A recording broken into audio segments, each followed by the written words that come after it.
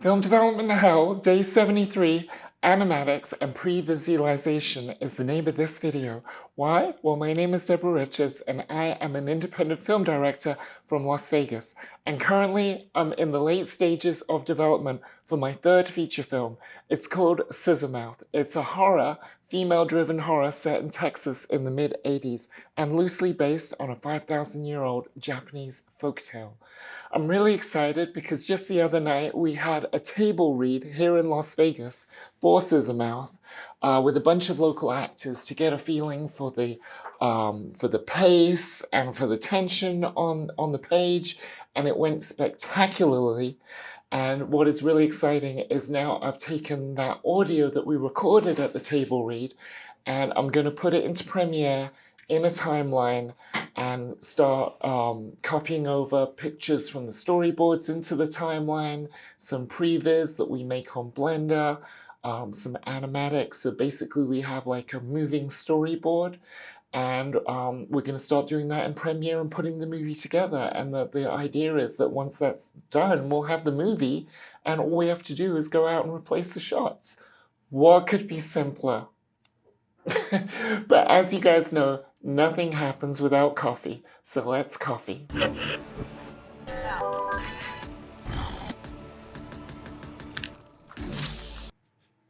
Cheers.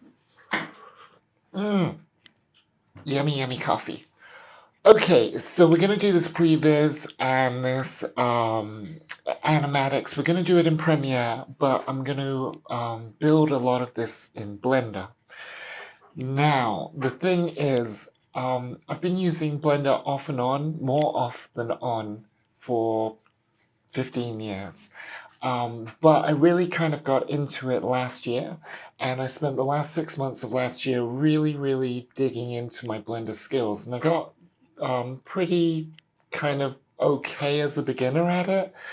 But you know, as with any skill set, if you spend a lot of time and effort learning something and then you just put that skill set on a shelf, when you revisit it, not only are you super rusty, but I'd argue that the most cutting edge bits of information or the latest information that you learn about that subject is much harder to recall. So you actually have to kind of dial it back and ease back in. So that's going to be happening to me right now. Basically, I'm going to open up these old Blender files that I started doing some previs on, and I'm going to be struggling a little with them. But like I said, I have done some previs, so let me share my screen and show you what I've got, and we'll take it from there. So we are in Premiere here, and obviously I'm in on a Mac OS X environment. And here you can see I started putting down some images for some pre-visualization. And I kind of got as far as I could get, like about 6 months ago, because I knew that I needed dialogue to really bring it to life. Without the dialogue, just the images were a little lost. So the first scene is not really heavy on dialogue, so I started putting that in, but only once we got the table read, I was able to put the audio from the table read in here. So that's exactly what you're looking, excuse me, on here. A window hidden behind a tangle of weeds stroking the base of the house.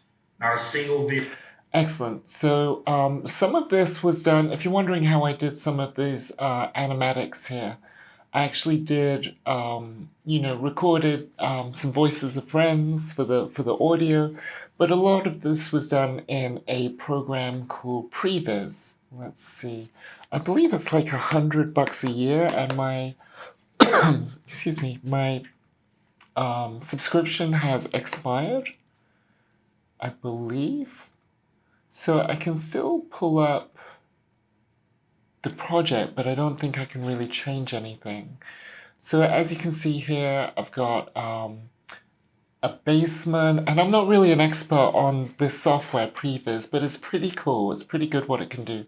What you see here is a top-down on a scene with the camera here in a basement, and if I switch over to 3D, I believe I can hide this roof. Oh, maybe that wasn't the roof. Hold on. I accidentally hid something that I didn't mean to hide. Let me see. How do I hide this? Hide. Boom. Okay, now we're in a 3D representation of that space. And here's a camera that you can obviously move and turn around and stuff. And as you can see up here in the right corner, we can see what's on that screen. But again, because I haven't used the software in a year, I'm like rusty, and honestly, I have no idea what I'm doing with it right now. But I do know that's how I generated these images for this pre-visualization. We can take a quick look at this.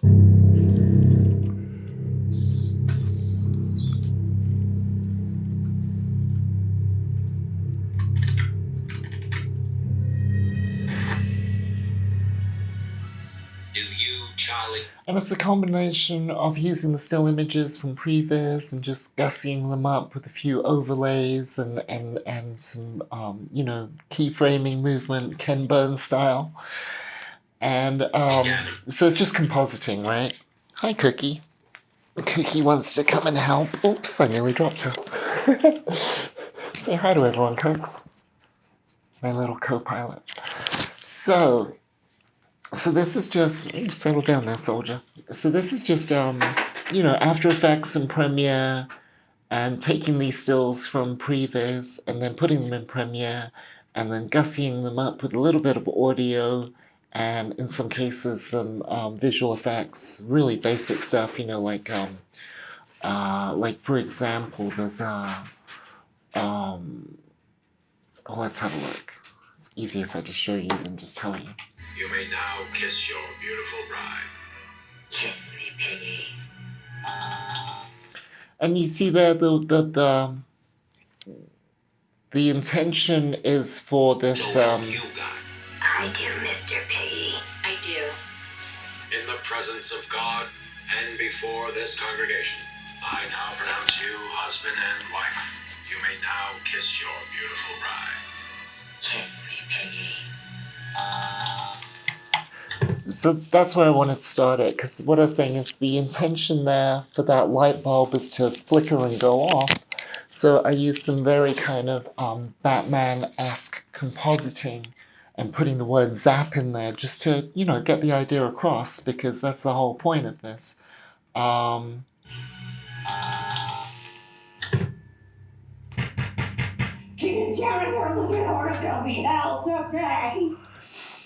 So it's just all very, very composited. I think in this I have an image of a door that's been hand animated in Premiere with some keyframes, and then just a cutout of some stairs and some walls. But it soon became apparent to me that all the stuff that I was doing in Previs, in the software Previs, is stuff that I could probably do in Blender and have more flexibility. Now, the wonderful thing about Blender is you can do anything in Blender, right?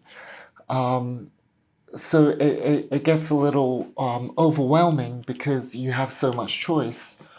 Whereas Previs, it's a bit more like dialed back on its basicness, on what you can achieve with it, because it's made specifically for storyboarding, whereas Blender is just a, light simulation.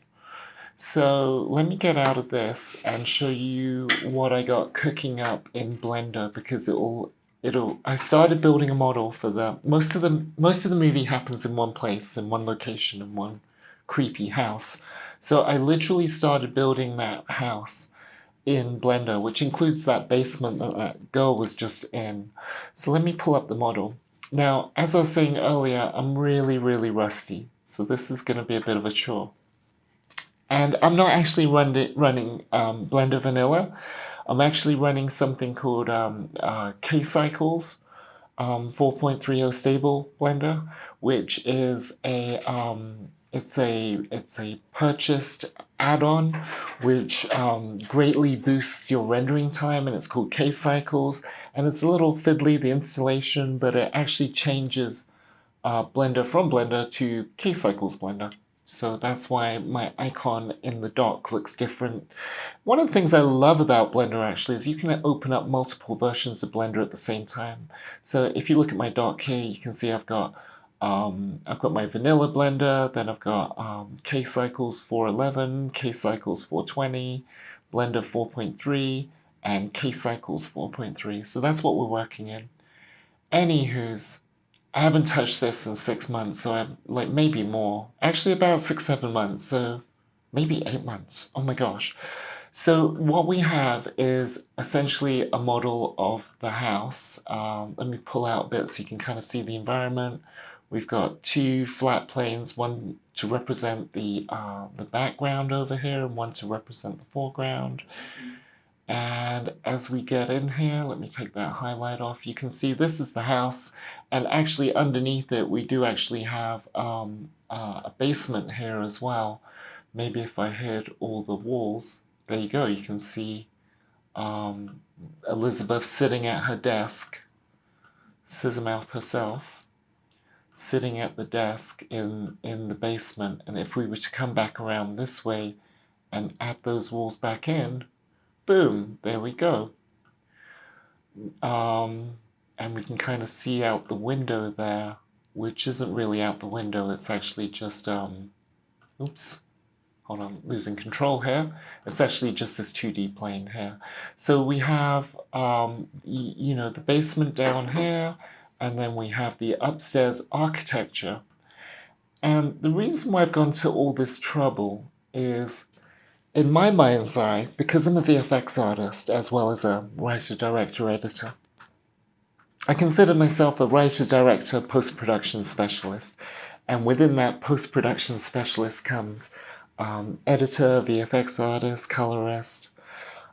Basically, I tell people I eat pixels for breakfast, and they're delicious. So my thinking is, I could build this model in Blender to scale, and we can use it for the storyboards, we can use it for the animatics, we could give it to the location scouts. If we needed to build part of the house as a set, we could use it for the carpenters. We can use it for the production designer to pick out wallpaper, etc., try it out, put it on the model. So we can use it during pre-production. We can use it for production with carpenters and stuff, and then we could use the same model potentially in post-production. Like say if I was doing a VFX shot and we shot someone on the location, but we weren't able to move a wall, so we want to extend a wall or something, well, I can use this model potentially in post to do those VFX shots, or to help with those VFX shots for any environment patchworking or shadow casting of an element that wasn't on location on the day. Any of this kind of VFX stuff, I could use the same model in post-production. So we can use it in development, in pre, during production as reference, and then in post for VFX. So one model can be used throughout the whole pipeline, which I don't think many filmmakers or directors have the privilege of doing something like this, because they maybe don't have the VFX skills that maybe I do. But let's have a look at this model. So as we go into the hallway in this house, we can see the door to the basement, and if we actually remove that door, we could actually take a little peek down the stairs into the basement. But this is the main foyer into the house. And the architecture in this story is somewhat important, because there's a gag that happens later with someone sitting in this chair over here and being able to see through this archway and see through this archway and see what's going on in this room. And this room is actually a home hair salon. We have a little bathroom in the back over here, and there's some blood splatter on the wall that probably shouldn't be there for now. We can take that away. But yeah, we've got a home hair salon and a picture of Ronald Reagan on the wall because it's set in the 80s. And over here we have one of our main characters, Angela Horn. And you can see how wonderful this is, because I can literally try and figure out camera angles and stuff.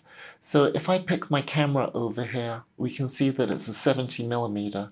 So we can change the focal length of the camera, which is fantastic, and then we can parse out the environment, meaning we're only seeing what that focal length of that camera would see, and we can make it a little darker for the rest of the image so we can see that. So we can now move the camera around and see how we want to frame something, you know, with this, what was it, a 70mm lens, I think? Oh no, we're on a 50.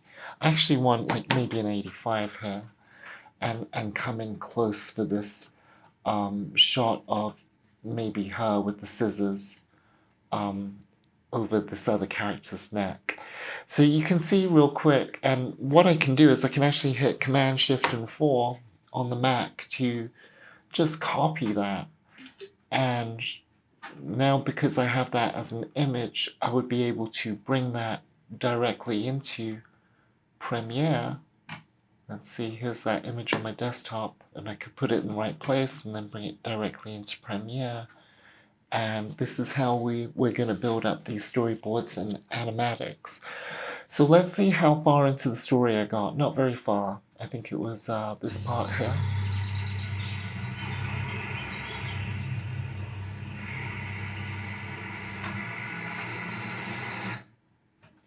And that's about as far as I got. And then, so let's see where the audio of the table read picks up from where I left off on the Animatics, if that makes sense. Makes sense to me.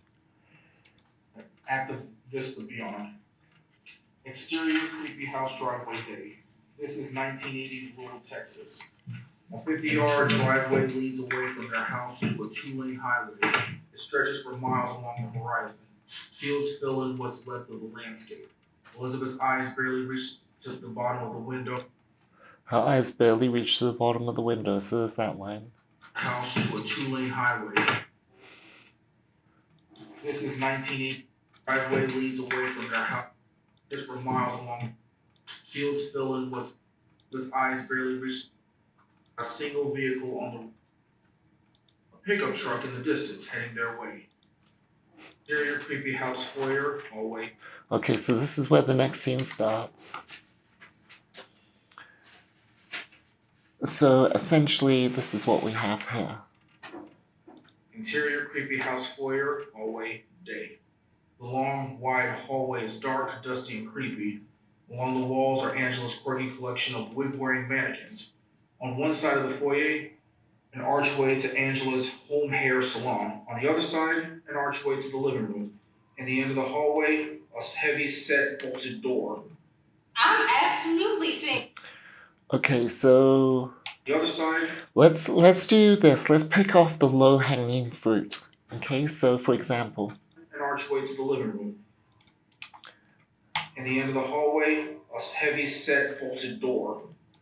okay, so that alone, okay, this In the end of the hallway, a heavy set bolted door. at the end of the hallway, a heavy set bolted door. In my mind's eye, that's one piece of dialogue on the screenplay, one action block, and I want to see that as one shot. So I want to do like maybe a low angle, slow push in on that door. So let's go to our model. Here it is, K-cycles. Oops, lost it. There it is. Okay, let's get out the pass out. Let's see the whole shebang here. Let's get to this hallway. Yeah, it's a bit squirrely. As I said, I'm not an expert in Blender. I think maybe let's get rid of this wall just so that we can kind of see what's going on. If I go over here into this list of things and hit decimal, like the point on the keypad, when it's highlighted, it'll go straight to that object. So this is it here. So I know if I can take that away. Oh, and I've also got the wallpaper, so I probably have to do the same thing again and do that, and now I can see straight into the house without that annoying wall getting in the way. Something we can't always do on set, right? But I want to put this door back in because that is missing. Where was that? Oh, doors under structure. So let's put the door back in. Cool, man. So let me pick my camera. Let's do the pass out because we're now in the pocket here. And let's see what kind of lens we want, how we want to play this. I That's 41mm, so super wide, right? And I think we want to be like low, but looking up. And we should probably put the ceiling back on this room. Where would that be? Structure, doors, walls, walls? Structure, flats. Yeah, it's got to be under structure. Windows, stairs, roof. Boom. Okay, so now we got a roof. I'm going to save this real quick because things can get squirrely quickly. I'm just going to put a random keyframe for the camera in this location. There we go. And oh, it's already got some keyframes in here. Let me just X these out because I don't really need them. Okay, cool. So we're here. Let's see what kind of movement would be cool. Maybe, I don't know, maybe it wants to be a central vanishing point on that door. That could be pretty creepy. Like if we're like here and we do a slow push to the door, like with the mannequin's legs. Something like this. I feel like the camera is off this axis. What do you call that? Oops, that's not that. Nope, not that. Oh, it's got to be this. Of course it's this. Okay. Yeah, let's put a frame in here, and then let's do a slow push in on that door, right? So let's see if we...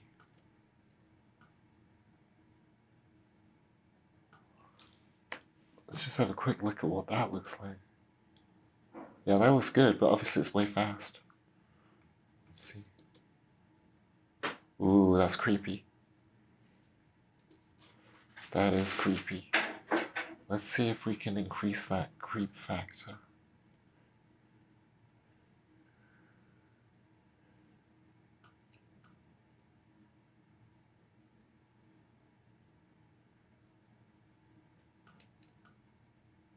Just trying to get the angle right. I probably shouldn't be obsessing about this too much because the idea is to get the low-hanging fruit and sketch in something, so we got something, right? Let's try and frame up that door so it's a bit more central, which is like there, yeah, like that. So put it up, and then let's look up at it to give that door menacing, creepy power. And this is a 40mm. So let's have a look at this.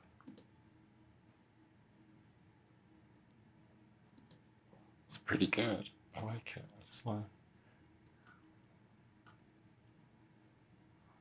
why can't I? It's so squirrely.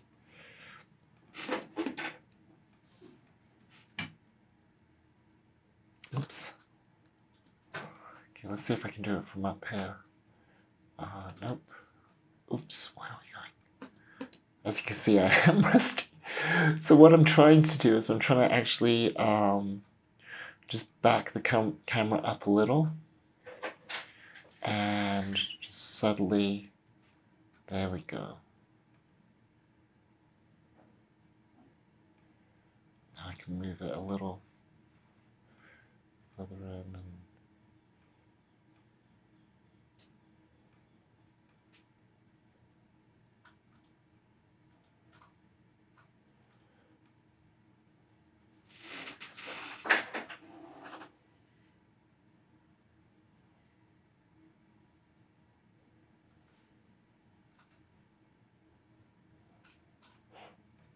I like that. Cool. Sorry guys, I was zoning out. Okay, let's have a look at the shot. Ooh. That's cool looking. Let me, let's make that a little bit bigger. Let's see what... I still feel like it's a little fast. I'm going to extend the timeline here. And turn these other cameras off because I don't want it to... Yeah, swap over to these other cameras over here. Let's just drag that out a bit. Let's see. That's pretty good. That is pretty good. Okay, so if I'm going to go from here to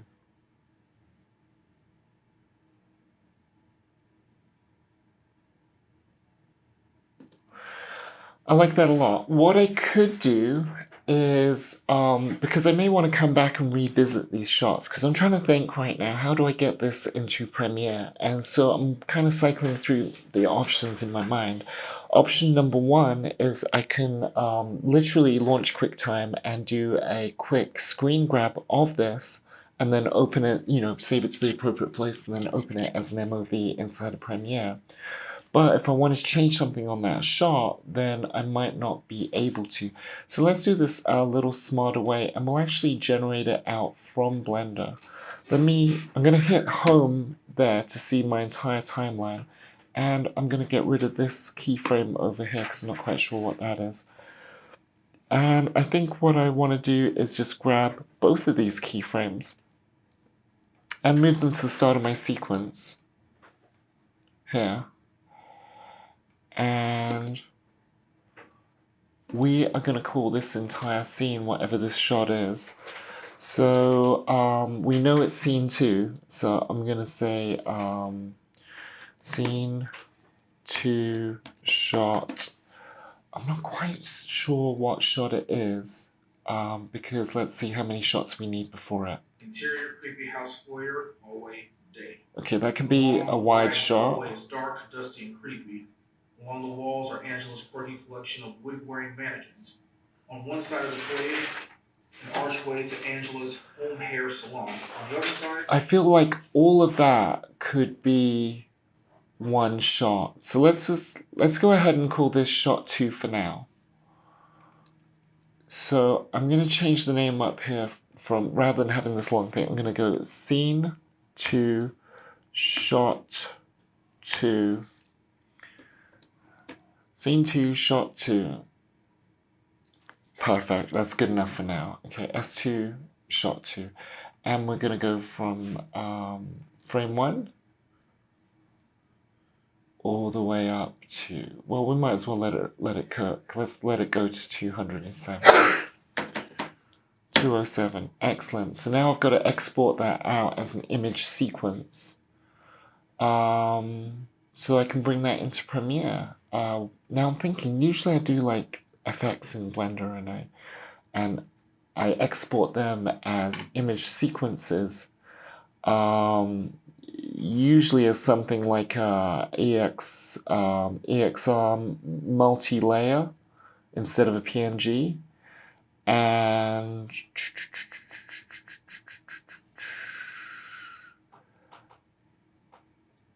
then DWAA lossy, DWA lossy. I have no idea what that means, but I do know as an image sequence, as an EXR multi-layer, and as a DWA lossy, it means I retain the most amount of color information in these individual images when I open them up in Resolve for color. But that's not what's happening here. I've got to export it out and open it up in Premiere. And I really don't care about getting the maximum color information because this is for Previs, not finishing.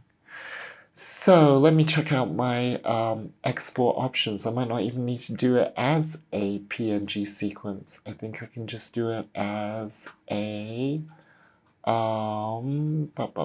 let's just do it as...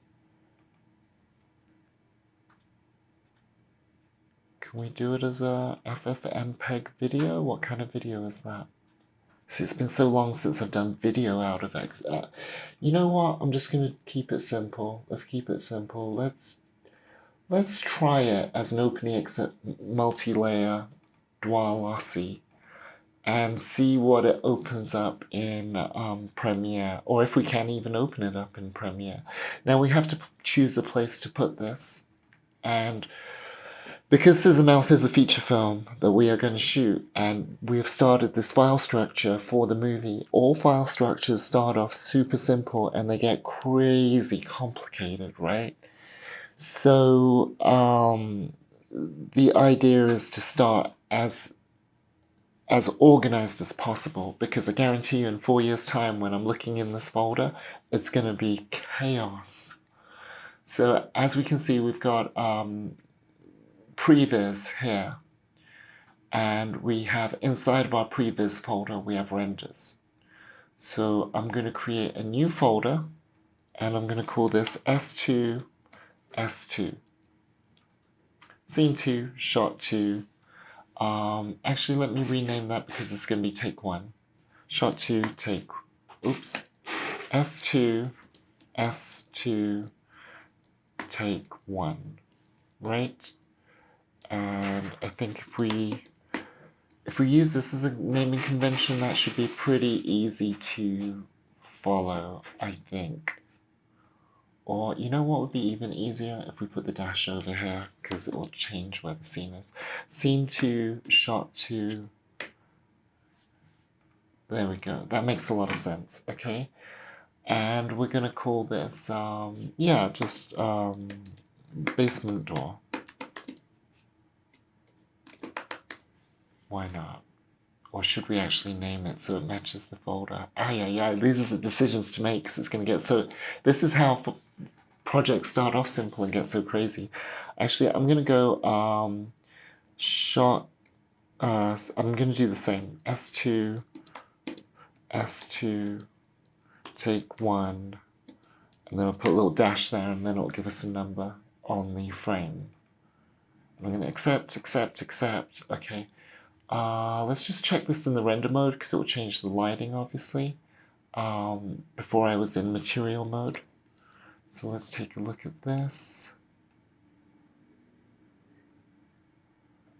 Yeah, that's fine. Let's make sure it's not crazy. Let's just see how long it takes. Let's render an image. Let's see how long it takes to render one image, because... Did it do it? Wow. Wait, yeah, cool. Okay, why does that look so different than what we have? Because we've got things blocked out.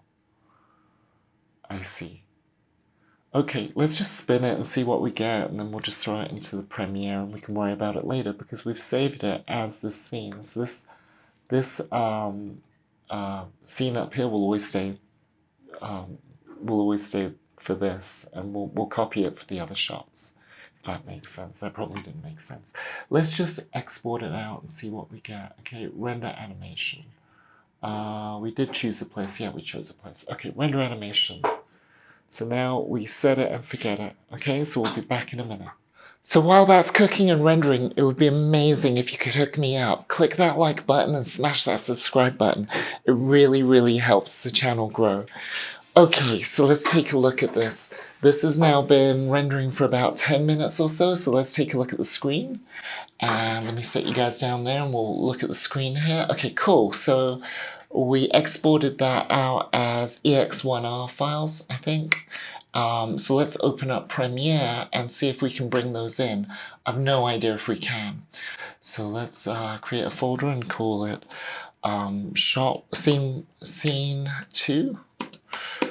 Shot 2, and what was it? Take 1, yeah, T1. Okay, so that's that whole folder. So now we can put that in here. Let's see if we can find it on the computer. The files are in the computer. So Scissor Mouth, Previs, renders.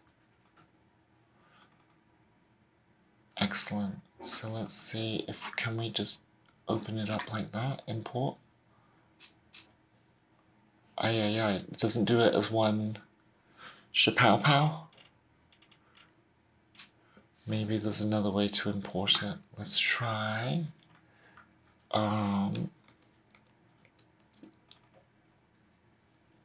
Show options, image sequence, check.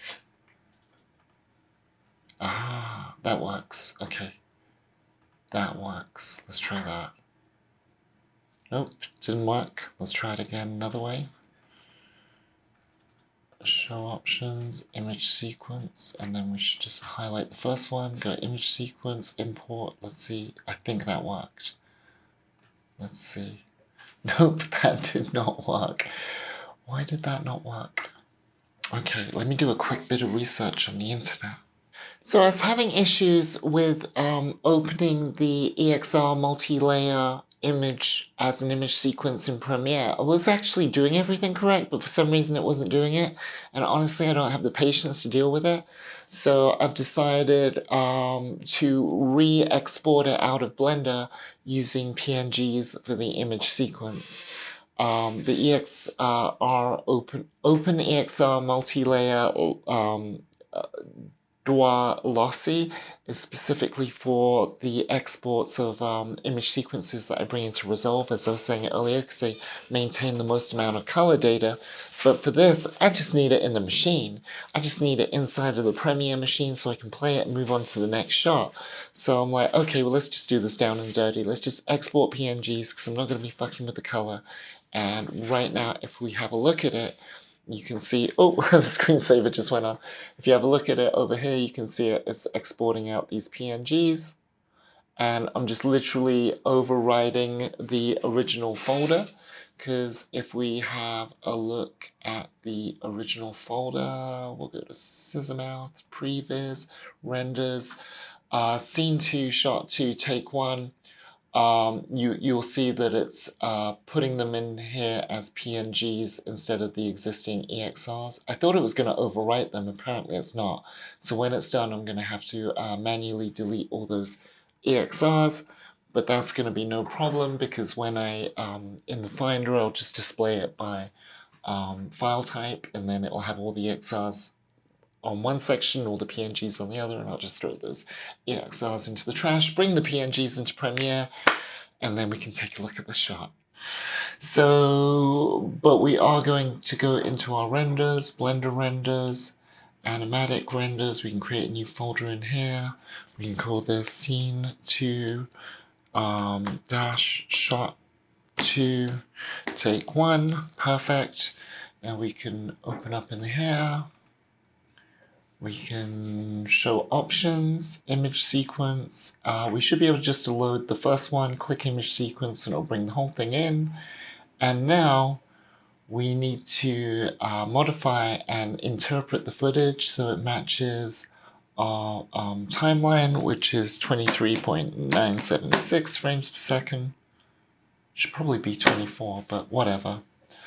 And now hopefully I can bring this shot in. We shall see. Oh yeah, look, perfect. There it is. Okay, why is it not as big as the frame? Probably because the sequence is actually 3840-2160, which, as you know, is UHD Ultra HD, or as I like to call it, Diet HD. But that is the shot. So that's what we wanted. This part here. In the end of the hallway, a heavy set to door. Perfect. So now that we have that, we can actually look at that and see what that's like. And let's make it the same size as what we need it to be, which is that. And it fits perfectly because it was 16 by 9, 1080, and it's scaling up to UHD 16 by 9, and that's why it's Diet 4K. Because if it was true for 4K at, what is it, 4080 or whatever, then we would lose the edges of the image. Or we would extend the sides. I don't know if this makes sense, but look up a video on aspect ratios and resolutions, and it will make sense. In the end of the hallway, a heavy set to door. I'm absolutely single and ready to mingle. I promise you that. Just don't tell Sammy I'm cheating on him. Oh, your husband? Interior creepy house hair salon day. A framed picture of President Reagan. Excellent. So we've got this next bit with the framed Picture of President Reagan, so we can actually throw this over here. And that's where that would go. picture of President Reagan.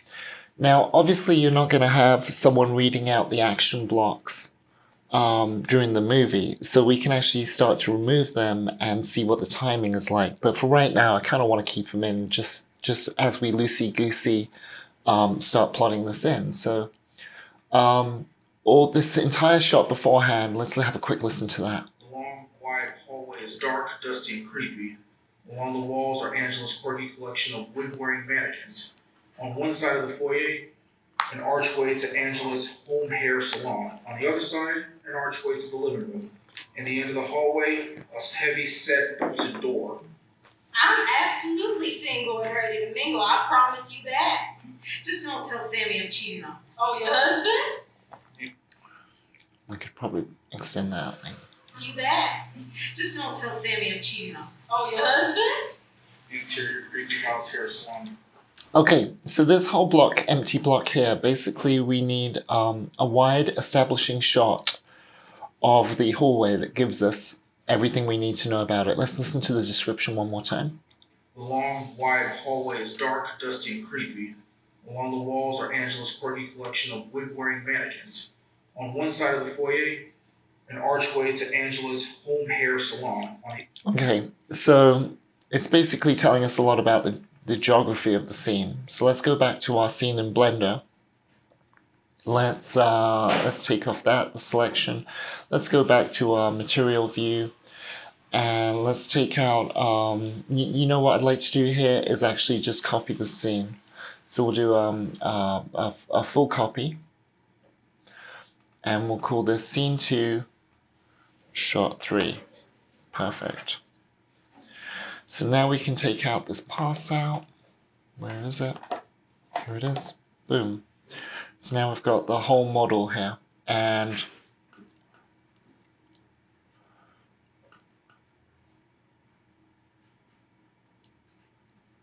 I'm just going to explore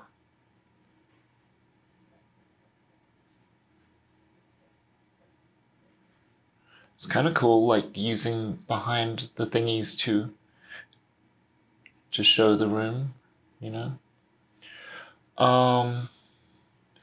But I wonder if we should do like maybe a close-up on one of the models to start the scene off, because that would be kind of interesting. Like maybe something like this. That's pretty cool. It's cool looking. I like the fact you can see the Reagan thingy on there as well. That is really interesting. Let me just take a quick screen snap of that and throw that into my timeline, just for fun. I just want to experiment a little. And this is the wonderful thing about using Blender and Premiere and doing a Previs. You can just kind of experiment and play around a little. So we're going to put this in content, Previs. Let's do Previs. We got our renders. Let's throw screen snaps. Should we no, let's do something separate for screen snaps. Yeah, let's just start a new program, call it screen snaps. It'll make sense. Blend, or just do any screen snap really. It doesn't have to be Blender. Screen snaps. I'm going to throw this in the Scissor Mouth Previs, screen snaps, and we have this shot that I just took, and I'm just going to rename it to scene 2, rename scene 2 A. There we go, cool. Now we can go back into Premiere. Let's create a new folder here. Oops, folder. I'm going to call it screen snaps. Screen snaps Previs. Perfect.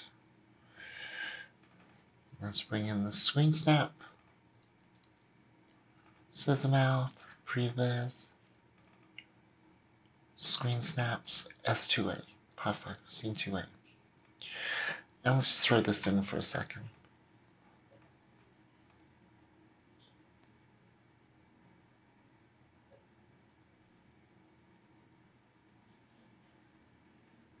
You single and ready to mingle. I promise you that. Just don't tell Sammy I'm cheating on him. Oh, your husband? Interior creepy house hair salon day. A framed picture of President Reagan hangs on the wall with an American flag.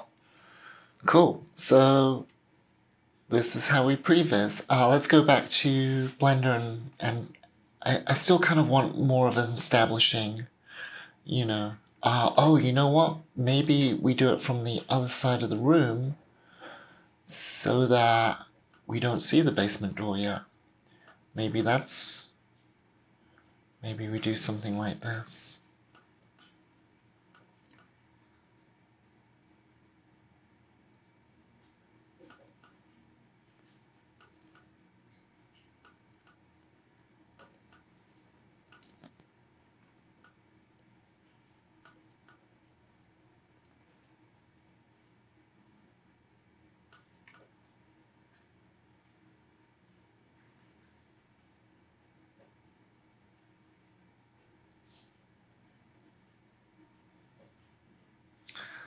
That is a cool shot.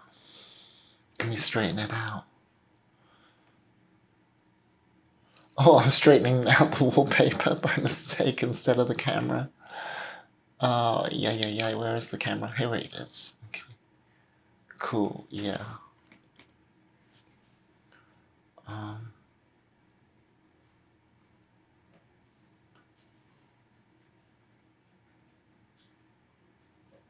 That is kind of interesting.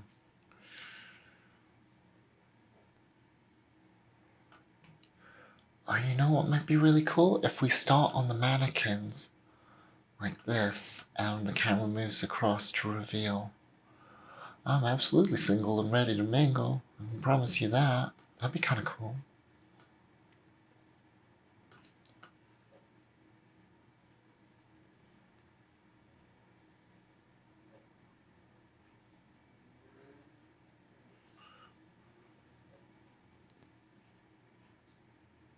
Or maybe the other way around. Maybe it's I'm absolutely single and ready to mingle. I can promise you that. Cut to. So I'm just kind of like experimenting and thinking about like different things that we can try here. But I do want like a more establishing shot of the hallway. Which is the best way to look at it? You know what? Let's look at it from a different angle entirely. Let's look at it from the opposite end of the room. It's all gone squirrely. Hold on, let's do a little bit of housekeeping here. Let's zoom out. Let's take off the ceiling so we can see what we're doing. Let's click on that so it identifies it. And then if we press the decimal point here, we'll get to it here. And that's the roof. Let's just take that off for a second, cool, so we can kind of see what we're doing a little bit better. What I was thinking about doing is doing a shot from in here that kind of like maybe shows the hallway from like this angle. That might be really cool. Okay, so let's put on the wall that's missing for the front.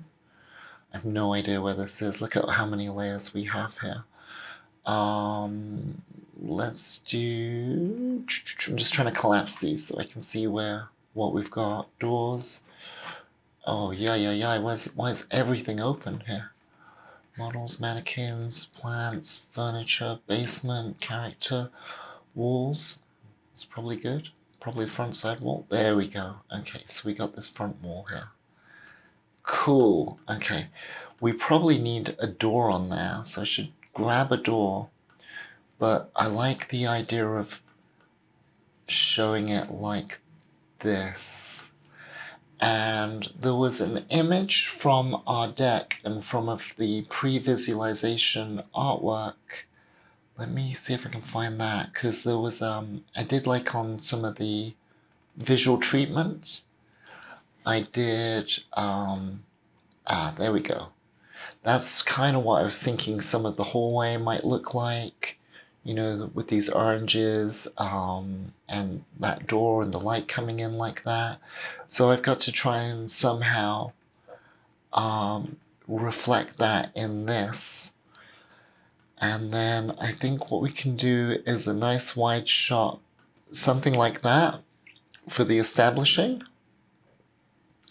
And then we can have a push up on that.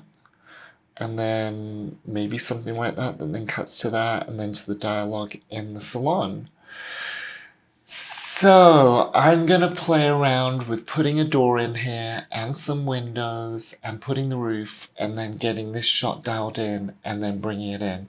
So I'm going to need to use a little brain power and I'm going to have to get into some modeling here. And it's been a little while since I've done this, so I just got to really kind of hone in and concentrate on this. So I just got to do it. So guys, Thank you for being with me here. If you like this long form content, you know what to do. Click on the circle up here to subscribe, and I'll get this all dialed in. I'll show you what's going on Friday when I'll see you back here for more Film Development How. Peace.